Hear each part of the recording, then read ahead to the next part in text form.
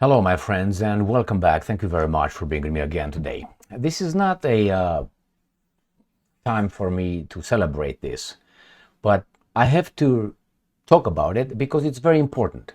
And since I am a US citizen and I love this country and I live in this country, I don't like US losing, but I don't like when the US government does a lot of shit around the world. So I am sometimes torn between, doing the right thing, which is being objective and just and look for the truth and stay strong and all that, and the personal interest, which is, well, if these guys continue to expand their hegemony over this planet, they will control the world. Therefore, I, being in the center of these guys, I will die last. You know what I mean? So until they take care of me, after they take care of everybody else, I will be enjoying my life. And that's probably it's going to be many, many years after I'm dead. So I should kind of, enjoy God, do that. But in the name of justice, I can't. I see when garbage is over there, when these guys are doing and they're lying and are hypocrites and so on. So I have to report here, the US hegemony is collapsing. It's collapsing big time. Now, that will probably create a better world. Why? When you have check and balance, it's better than having one, monopoly. One guy overall. Unless you believe in Plato and you think that the philosopher king will take care of us because he's better than everybody else and so on. So let's get going. This collapse of the US hegemony, I think, was accelerated, or not accelerated, I think it went in the full throttle when the United States of America and NATO, which is US, did not want to get into negotiations with the Russians in 2021. That was the last train. That's when it just triggered the whole thing. And the Americans, I'm talking about the government and the guys in charge, they call them the elites. The guys in charge of the elites, all right? The elites are the ones that you see. The real elites you don't see, all right? And you can't go to their house and talk to them. Right? But the FBI knows who they are, CIA knows who they are, and the military-industrial complex know where these guys are. So who's controlling who? The guy with gun will always control the guy with money. The guy with money, if he can't hire enough guns for the military to come and check them out with a signed and stamped arrest warrant, they will be sitting ducks, and they are. That's why Elon Musk is a sitting duck right here, unless he cooperates with the forces of the good. So it triggered Russia to take its gloves off because it was in a corner. So they expanded BRICS, Shanghai Cooperation Organization, Road and Belt, all that, including the BRICS including countries that showed really, I don't want to get involved, I don't follow orders, like for instance Brazil, like India, even Hungary. They did not want to follow orders of the Al Capone plantation. Al Capone has a plantation of about 40, maximum 50 countries on this planet that they can maneuver, and these guys are going to be, yes sir, right there. So BRICS, I think the pietra, the rock on which I will build my empire. All right. So that's what is going to be BRICS. On the foundation of BRICS, we have an African state joins BRICS Bank. Now you can say, well, but the problem is that African Bank is one that can blackmail the European Union with oil. Who's that? What's that country? That's Algeria. I made a video a few days ago on that subject, but let's go first to the article coming from, obviously, the ones that will report you only lies, right? Russia Today. African state joins BRICS Bank. This is September 2nd, today. Algeria says its administration is a significant step, admission is a significant step toward further integration into the global financial system. All right, that's good. Algeria has been granted membership in the BRICS New Development Bank, NDB. The institution's president, Dilma Rousseff, and the North African Nations Finance Ministry have announced the decision have made on Saturday at the 9th annual meeting of the Board of Governors of the NDB in Cape Town, South Africa. The Algerian Finance Ministry said in a statement posted on Facebook, Algeria was a French colony. Remember, Algeria joining this important development institution, which is considered the financial arm of the BRICS, is a major step in the path of integration in the global financial system. So they're not with Americans? All right. So, but we have here this article on the 27th of August that I covered in this video. Former French colony to control Europe. Right there. This is from 3 days ago. And what they say over there? Hands on the valve. How this former French colony could now control Europe. Algeria is now playing an increasingly important role in ensuring EU's energy security and is itself moving towards economic sovereignty. How? Remember, this guy said that, oh, you can't buy gas or oil from the Russians because they could blackmail you.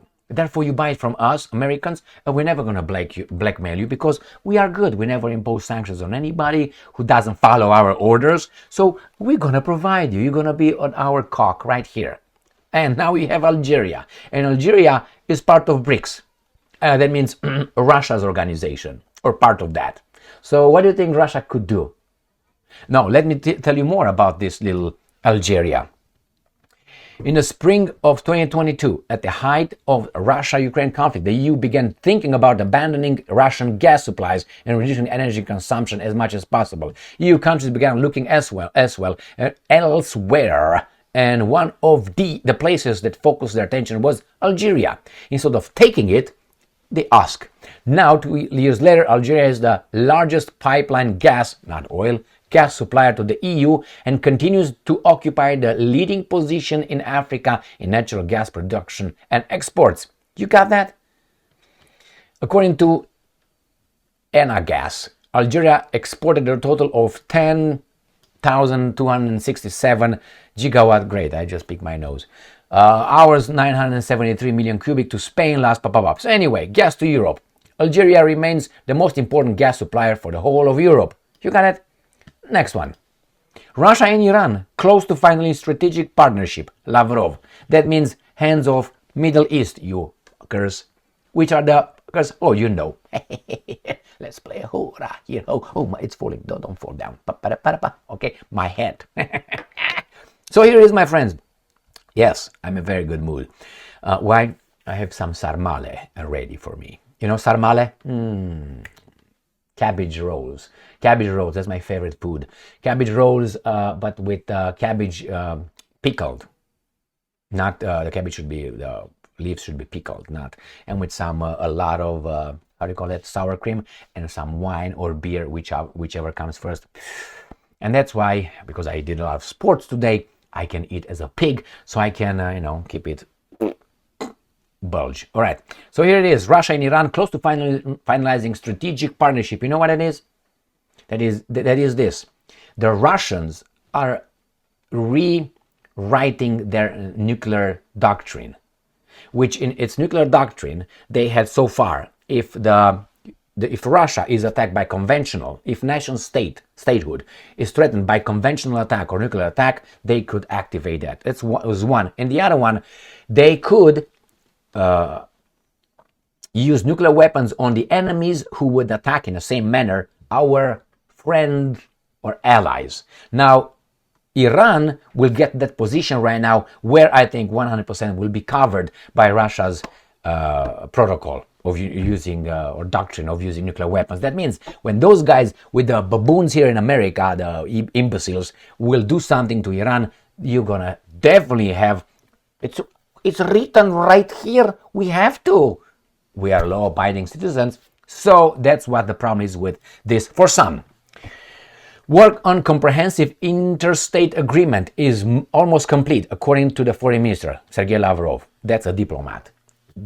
Take this picture and frame it and look at it and say, this is a diplomat. Like Peter Zhyarto of Hungary, those guys, and Dr. Jaishankar of India. These are my guys. Not Baerbock. I know where Baerbock is. Her butt hurts from too much. I don't know what's going on with her. I haven't heard from her for a long time. Where is she? I haven't heard from the Great Britain's foreign minister. Who's that? Lord Cameron, who's he got fired. I'm sorry, he resigned because he was about to, and now he got again in business. How? Is that how it works in your business? When you get fired, you resign, then you're hired on the same kind of level. From prime minister, you go a little bit down, appointed as foreign minister. And this is the democracy in Great Britain. Shut the fuck up. Anyway, Lavrov was appointed. I was about to say Hitler. Putin was elected. Oh my God, yeah, I know, it was a rigged election. Yeah. Only our elections, when the right people win, are the perfect ones. And when the other guys win, it's rigged, and then we have insurrections. Yeah. All right, so let's see what's going on here. Moscow and Tehran will complete work on a comprehensive interstate. Now, according to the diplomat, relations between the two countries are developing rapidly, and a lot of bilateral projects are currently underway. You know what? I'm afraid that this will speed up a American military attack on Iran before this gets finalized. So these guys have a few, let's say, days, maybe weeks, to finalize it, sign it, and all that. And these guys will act in this period and say, you can't do it, you don't have that ready with nukes. I don't know. The other crazy guys in the Middle East, they have something that they should not have, and you can stop them. You can control them because they control the bully, the so-called bully. All right, and I'm quoting, it is symbolic that in the very near future, we must complete work. There are already technical details on a new interstate agreement, and this will be a symbolic step in our relations with the new Iranian leadership, or Iranian. This is just a small thing, so that means they're already in a strategic partnership. Next one, let me show you how the hegemony falls. The heel from the Americans, right? Honduran snub highlights anti-US swing in Latin America. So the only country that the United States of America right now has for sure in South America, and in Central America, is Argentina. Argentina with the pimp Milei, who's their man. That's why I call him pimp, because he's going to have Argentina given to the customers whenever they want, however they want, at whatever, when, how many, doesn't really matter. That's pimp Milei. Argentina. But you know what I suspect in Argentina? And I predict there's going to be an uprising, and it's all on the military. If the military stays with Milei, there was going to be a bloody revolution that's going to be destroyed. The Argentinians will be sent back home with some hundreds killed probably. And if the military doesn't intervene, then Milei is going to fly to Washington, D.C. Guaranteed. If they don't catch him by the dingy balls that he got. Anyway, let's move on. Honduras. By the way, Brazil is in BRICS.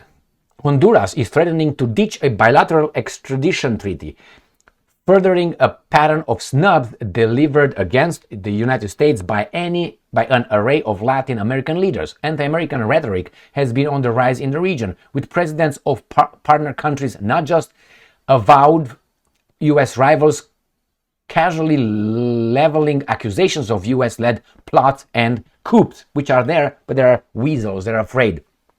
That's how it always happens in the empires. The empires cannot show weakness. The problem is they overextend. That means their capability is like this, but they think they can have the hegemony here. And then when these guys, let's say in Ukraine, start to, then these guys, oh, it's our time, it's an opportunity, let's say in the Middle East, and these guys probably in the Far East with Taiwan and North Korea, then you have South America, and I'm going to show you as well, not only that, Africa is always, most of it, in Russia and China's hands, do you? Again, they're kicking out, they're kicking out these guys out. Now, I'm not celebrating that, but you have to, like in a company, you fire some things, you stop some projects, you restructure and start over. Unless you have some imbeciles to bail you out because you're too big to fail. Garbage. That means drop it on some idiots somewhere. Who's going to be the idiots? All right, let's go further. So here we have Honduran President Amora Castro ordered her government to drop the U.S.-Honduras extradition treaty after the U.S. Ambassador Laura Dogu expressed concern of the Honduran military officials meeting with Venezuelan Defense Minister Vladimir Padrino Lopez. So no, you can't do that. You're not independent. You remember, the Americans talk about independence, sovereignty of Ukraine and all that. It's just that's what it is, nothing else. Why? Because you can't talk with whomever we don't want you to talk. That means you're not independent. So now you don't follow orders, sanctions. Sanctions, that's threats, blackmail, regime change, and invasion. These are the newest since 1991 American toolbox diplomacy tools in their little toolbox they have now. And it shows. You can use strength, to punch, but if you lack the energy and you lack the strength, then people are going to start biting you back and punch you. And you have to go back to your little thing and stay there until everybody is getting tired, and then, I got a little bit stronger, bang, bang, bang. Pick your fights. Not everybody, but these guys know that you are off balance, so now that's their time. It's always been like this. Look at Romania's history. Whenever the big powers were fighting, that's how they created their independence. That's how they created the Union. That's how they got again Transylvania. That's how they became big Romania. With circumstances, with opportunities, when the big guys were fighting, they aligned themselves with the winner, and the winner gave them something. And then sometimes they got with a loser, and the other guys took something from them. That's how it was, and I'll give you Romania because I'm familiar with that, and I can give you many other examples. All right, let's go here. A plan is being hatched again. My government hatched against my government. A plan is hatched at CIA, right? And it's important that the people know this. Castro said, according to Reuters, I won't allow the extradition instrument to be used to intimidate or blackmail, holy moly, thank you very much, baby doll, the Honduran armed forces. We're defending our armed forces, not coups. There you go. And we have Castro's saber rattling follows a week of heightened U.S.-Mexico tensions with Mexican president going. It's okay, the Jewish president will come over there. She's Jewish. All right. Declaring his relationship with the U.S. Embassy on pause after Ambassador Ken Salazar said a judicial reform proposal represents a risk. They will come back as soon as she gets in power. I guarantee you that. So Lopez Obrador, Colombian, these guys are trying to break away, my friends. Are trying to break away. And stop. I'm going to go to the Far East. Here it is. Sputnik. World. Putin. Malaysian Chinese officials to partake in EEF plenary session. Kremlin aid. Remember, the Russians kicked the Americans and the French and the Brits out of certain countries, and Niger and others in Africa. They're out. Russian President Vladimir Putin, Malaysian Prime Minister Anwar Ibrahim, and Chinese Vice President Han Zheng will participate in the plenary session of the Eastern Economic Forum, Kremlin aide Yuri Ushankov said on Wednesday. The main event, of course, is the plenary. President Putin and Prime Minister Ibrahim will hold negotiations on the sidelines of the Eastern Economic Forum. Ready? Next one. Malaysia Prime Minister to take part in EEF will meet with Putin. Good? Good, my friends. Good for them. Good for them. But this is when these guys here, they were too arrogant. They were calculated short, or maybe the plan is going, but it doesn't go the way they want, because the plan should be going, they take over things. In Ukraine, they take over Europe, that's for sure. The Europeans are the biggest losers here, and unfortunately the Ukrainian nation. Not the Zelensky Steins in charge of it, supposedly, all right? These guys are both. Ukrainians and Europeans are the biggest losers, and the Europeans, the weasels that are in charge, they are, because they have the power to give orders, bark orders left and right, and pass laws and all that, and other policies and sanctions. These guys will ruin the European nations, and the Marshall Plan, click, click, click, will be back on you to reconstruct the garbage that the Marshall Plan organizers planned it for you, and you imbeciles implemented it at their orders. And who's going to work harder? Your children. Not you, your children. So I could just hurt you a little bit, try to muster a little bit of empathy from you. But it's exactly what's going to happen. The same here. All the money that these guys are printing, all the loans from international banking system they get. I have to pay back with taxes. My children will do that and all that. And grandchildren and so on. We are economically enslaved to a faceless, nameless clique somewhere. That's my gut feeling. And since 51% actually, of our population is allowed to have gut feelings when you argue with them, all right? I got the gut feelings. My gut feeling tells me this. Your evidence based on facts, too factual, too real. Lie to me, baby doll. Oh, you look good. Okay, here, bends down. Boom, bam. All right. You know what I'm talking about, right? All right. So if you think that this is not like a domino, they were talking about the communist domino. Remember, we can't let Vietnam fall to the Soviets. China just turned communist. What are you talking about? We can't let it. It's the domino. The domino is like this is right now. It's stopped. You can't. It's stopped. It's ongoing. You can't stop it. You cannot. Unless I don't know. You have to discuss with Russia, and not only. It's too late. Why? Because the Russians, from being attacked and being down, now they see that, oh my God, look, we're winning. Look at these guys. We are isolated. We are isolated. Look at us. Look at us. And this guy remained with the same number, about 50 countries that will, little by little, they just jump ship as rats. And the United States will remain with the countries that they really own, which is going to be a few countries where they have military present in Europe.